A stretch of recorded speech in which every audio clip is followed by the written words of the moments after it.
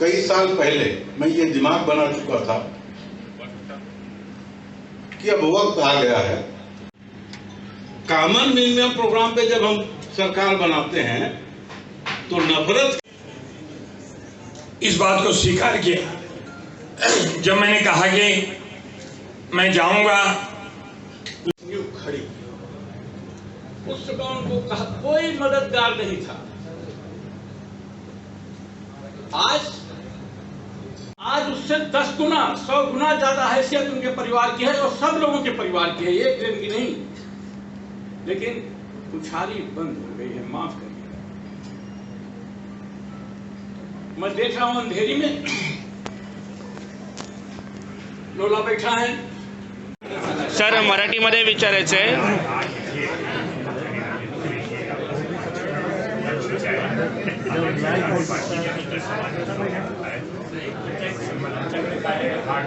Hard work है तुम्हाला म्हणजे परिश्रमच्या माध्यमातून आम्ही समाजामध्ये जाऊन कोरोना काळामध्ये काही लोकांची झोप झाले, काही लोकांची नोकरी गेली, काही लोक कामी गेले। आता आम्ही लोक डिसाईड केलं 1 लाख आणि आम्ही एवढं सांगतो उत्तर भारतीय समाज एवढा मोठा समाज आहे।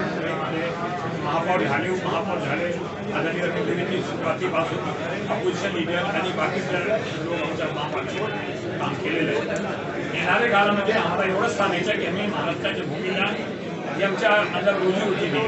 हा महाराष्ट्राला आम्ही आता मराठीमध्ये बोलताना कृपासाठी थोडं शाळेमध्ये शिकलो नाही, पण असंख्य उत्तर भारतीय समाजाला मराठी बोलताना एवढं सांगतो की कधीतरी आम्ही बोलतो की हिंदी माझी आई, मराठी माझी मावशी।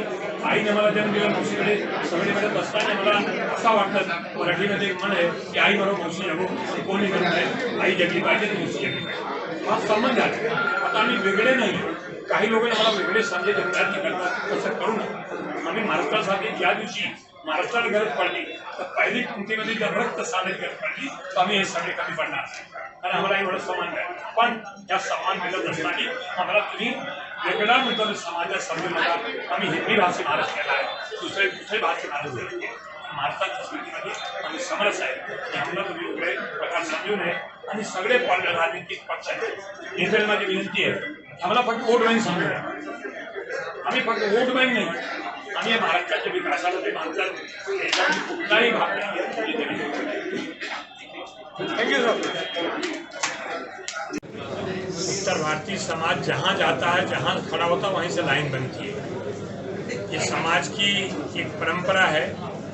महाराष्ट्र में आकर के जो भी हमारे उत्तर भारतीय समाज या अन्य प्रांतों के समाज भी आते होंगे, हमारी उत्तर भारतीय समाज की, हिंदी भाषी समाज की एक गंगा जमुनी परंपरा है। उसी परंपरा को लेकर आगे चलते, चाहे प्रभु रामचंद्र की परंपरा नहीं हो, चाहे अन्य परंपराओं से हम लोग हैं।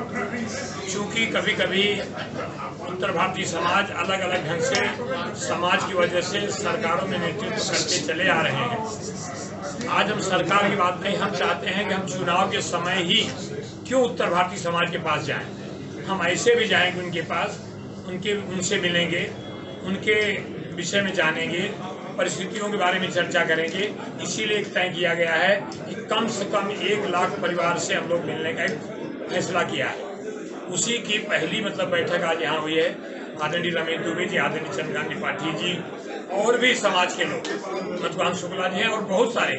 यहाँ कोई राजनीतिक दल का कोई ऐसा पदाधिकारी करके कोई नहीं, ये सिर्फ हमारा सिंबल है परिश्रम। हमारा सिंबल है हम परिश्रमी, हम परिश्रम है, परिश्रम के माध्यम से ही हम बताना चाहते हैं। लेकिन राजनीतिक पार्टियां, जो सभी राजनीतिक पार्टियां हैं, उत्तर भारतीय समाज को वोट बैंक समझने की भूल न करें। हम वोट बैंक नहीं है, हम इसमें समरस हो गए हैं। इसीलिए हम चाहते हैं कि हमारा वो वर्ग जो कभी मिल नहीं पाता है, हम उनके पास सिर्फ चुनाव के समय जाते हैं। हम लोगों ने तय किया है, आगे की रूपरेखा और आगे बताएंगे और करते रहेंगे। मैंने एक बात कही है, ये इस मुंबई शहर में आदरणीय रमेश दुबे जी ने महापालिका में जो नेतृत्व किया है, यही महापालिका में RR सिंह, रामचरित्र सिंह मुंबई के महापौर हुए हैं। इसके बाद यहाँ राजहंस सिंह लगातार कई सालों तक नेतृत्व किए। बहुत सारे हमारे लोग हैं, मैं इसका नाम लूँ, चाहे विद्या ठाकुर रही हूँ, डिप्टी मेयर रही हैं, राजेश शर्मा डिप्टी। आज मैं इतना तो कह सकता हूँ, ये राजनीतिक मंच नहीं है, लेकिन चूंकि आपको इतना बताना चाहता हूँ कि अगला महापौर उत्तर भारतीय समाज तय करेगा कि कौन महापौर होगा। हम पहचान बनाने की जरूरत नहीं है, और हम चाहते हैं कि आदरणीय रमेश दुबे जी, आदरणीय चंद्रकांत पाटिल जी और लोग, ये तो शुरुआत के 3 दिन के अंदर बैठक हुई, जगह नहीं मिल रहा था। सुरेश सिंह जी ने कार्यक्रम को रद्द करके दूसरे दिन किया, हम लोग बैठक करेंगे। यही हमारा उद्देश्य है। हम उत्तर भारतीय समाज एक जगह होकर के अपने परिस्थितियों के बारे में हम चर्चा कर सकें। चौपाल हुआ करता है, ये अंधेरी गढ़ होता था उत्तर भारतीय समाज। जैसे भैया ने कहा, रमेश भैया ने, लोग चले आ रहे हैं, अपना आए 100-200 आदमी बैठे हैं, तो देवनारायण सिंह, वंदनारायण सिंह अपने दूध की दुकान में बैठे के टोपी लगाए। उस समय आएगा, अभी तो हमारा एक पहला काम है। आज ही क्यों आप जान लेना चाहते हैं? दबाव बन रहा है। हर चीज आप क्यों आज ही जान लेना चाहते हैं?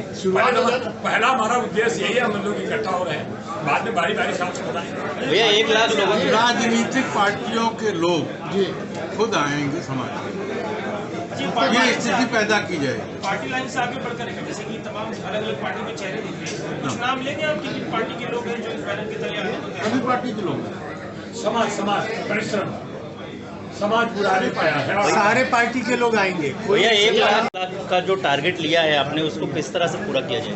मैं आपको बता देना चाहता हूँ कि ये हमारी शुरुआत है, हम रूपरेखा तय करेंगे, लेकिन 1 लाख से ज्यादा घरों तक भी पहुँचेंगे। हम 1 लाख का टारगेट बनाया है। उत्तर भारतीय समाज बहुत ही मजबूत और समृद्धशाली समाज है, और आज की जो हम लोगों की योजना है, उत्तर भारतीय समाज को समृद्धशाली और मजबूत करना, और समाज को राजनैतिक, आर्थिक, शैक्षणिक जो भी सुविधाएं सरकार से उपलब्ध होनी चाहिए या पार्टियों से होनी चाहिए, उसको दिलाना हमारा कहीं उत्तर भारतीय समाज हाशिए पर नहीं गया। कौन सा समाज लाइन पे है बताइए मुझे? कहीं हाशिए पे नहीं गया है। ये केवल लोग भ्रम पैदा करते हैं। हम जहाँ थे वही हैं और मजबूत हैं और मजबूत होंगे। कहीं हाशिए पे नहीं। धन्यवाद। आदरणीय रमेश दुबे जी, आपला पंचचे आहेत, आदरणीय चंद्रकांत पाटील आणि इतर समाजाचे लोक एकत्र आहेत। आमचा एक सिंबल, आमच्याकडे काय आहे, हार्डवर्क है नो आर्ट, म्हणजे परिश्रमच्या माध्यमातून आम्ही समाजामध्ये जाऊन लोक कोरोना काळमध्ये काही लोकांचे उद्ध्वस्त झाले, काही लोकांची नोकरी गेली, काही लोक गावी गेले।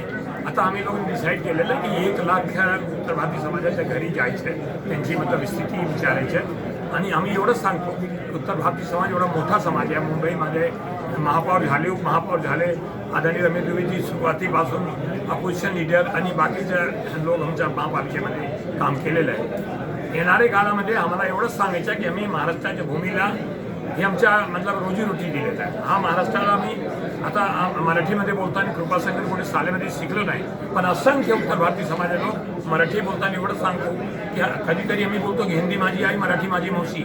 आईने मला जन्म दिला, मावशीकडे सगळे मिळत असताना मला असं वाटतं, मराठीमध्ये एक म्हण आहे की आई मरो मौसी जगो, पण कोणी मरू नये, आई जगली पाहिजे आणि मौसी जगली पाहिजे। हा संबंध झालेला आहे। आता आम्ही वेगळे नाही, काही लोकांना मला वेगळे समजायचे प्रयत्न करतात, तसं करू नका। आम्ही महाराष्ट्रासाठी ज्या दिवशी महाराष्ट्राला गरज पडली, तर पहिली पंक्तीमध्ये जर रक्त सांडण्याची गरज पडली, तर आम्ही हे सगळे कमी पडणार नाही, कारण आम्हाला एवढा सन्मान द्या।